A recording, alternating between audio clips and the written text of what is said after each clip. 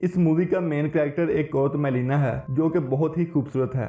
Melaena एक छोटे से टाउन में रहती थी और वो उस टाउन की सबसे खूबसूरत औरत थी। टाउन के सब मर्द उसे चाहते थे और उस टाउन की सब औरतें उससे जेलस थीं और उस जैसा बनना चाहती थी। टाउन का हर मर्द चाहता था कि वो उसकी हो जाए। उसी टाउन में एक लड़का रोनाटो भी रहता था जो उम्र में मेलिना से काफी छोटा था। एक दिन रोनाटो नई साइकिल लेता है और अपने दोस्तों को दिखाने जाता है, लेकिन उसके दोस्त उसे कहते हैं सुना है यहाँ से मेलिना गुजरने वाली है, और वो सब उसे देखना चाहते थे।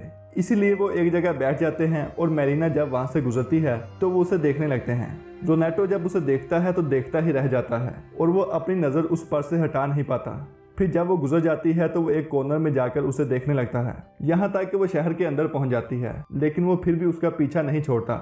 मेलिना के फादर एक टीचर थे और उन्हें कानों से कम सुनाई देता था, यानी कि वो डेफ थे, और ये सब बच्चे उसके स्टूडेंट थे। फिर हमें दिखाया जाता है कि ये सब बच्चे एक क्लासरूम में बैठे हुए हैं और मेलिना के बारे में तरह तरह की बातें करके उसे इरिटेट करते हैं। रोनाटो मेलिना के घर जाता है और दीवार में एक होल करके उसे देखने लगता है। वो बहुत उदास थी। यहाँ हमें पता चलता है कि मेलिना का हस्बैंड वार के टाइम आर्मी के साथ चला गया था और वो अभी तक लौटकर नहीं आया। दूसरी तरफ रोनाटो के दोस्त दिखाए जाते हैं जो मेलिना के बारे में तरह तरह की बातें कर रहे थे। एक लड़का कहता है कि एक बार उसने मुझसे सिगरेट मंगवाया था। टाउन के बाकी लोग भी कहते हैं कि मेलिना एक अच्छी लड़की नहीं है।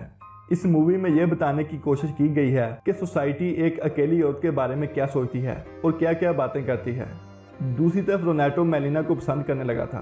लोगों की बातें सुन सुन कर कि वो अच्छी औरत नहीं है और लोगों के साथ अफेयर्स बनाती है, वो भी उसे इमेजिन करने लगा था और उसे अपने साथ फैंटिसाइज करने लगा था। अकॉर्डिंग टू हिम अब वो एक बच्चा नहीं रहा और अडल्ट्स की तरह रहना चाहता है, जिसे लेकर उसका फादर उससे काफी नाराज हो जाता है और उसे बहुत मारता है। लेकिन रोनाटो फिर भी बाज ना आया और उसने दिन रात बड़े लोगों की तरह उसका पीछा करना शुरू कर दिया।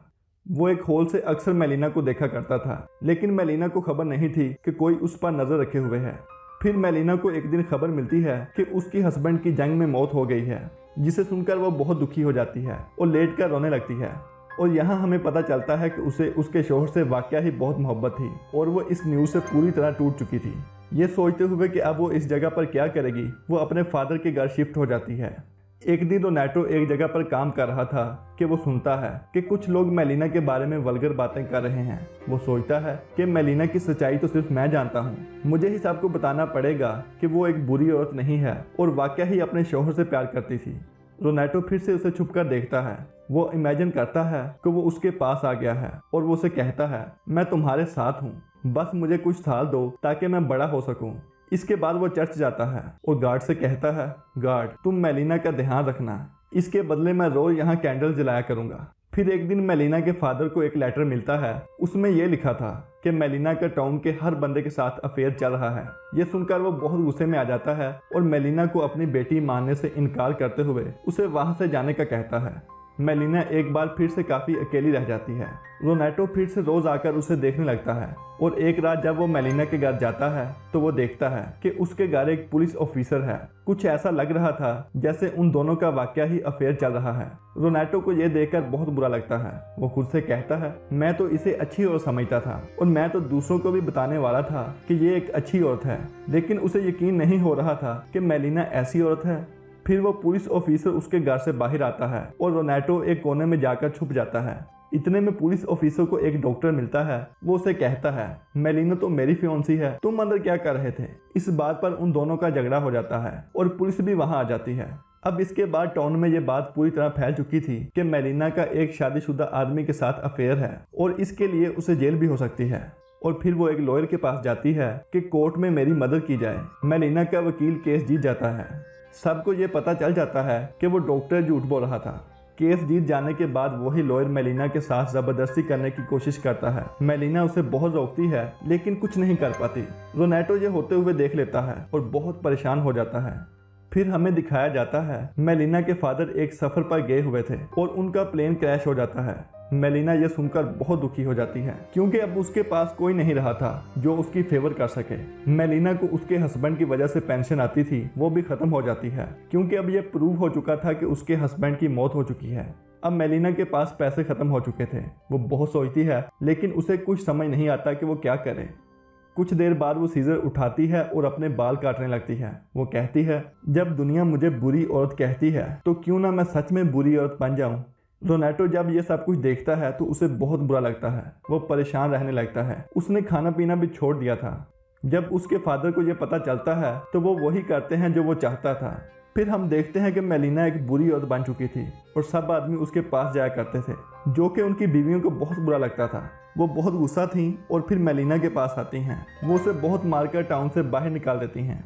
इसके बाद हमें दिखाया जाता है कि मेलिना का शौहर वापस आ गया था। इनफैक्ट वो मरा ही नहीं था, किसी ने उसके बारे में गलत खबर फैला दी थी।